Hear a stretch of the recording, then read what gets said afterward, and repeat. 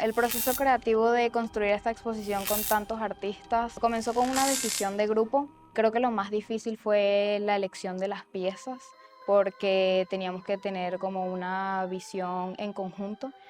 Nos hemos complementado muy bien entre los 5 comisarios y junto con Cristina Casanova y hemos logrado todo un hilo narrativo muy bonito entre todos. Entonces creo que es muy interesante la mirada de estos jóvenes que son de fuera de este territorio, la mirada que tienen sobre el territorio con el tiempo que llevan aquí. Y creo que eso encaja muy bien tanto con la idea del Festival 10 Sentidos de apostar por jóvenes creadores y emergentes, que mejor que unos universitarios trabajando además en los temas de diseño, arte, cultura, junto al discurso de las naves, que apuesta por la innovación y que tiene tan presente la idea de la reflexión sobre la ciudad.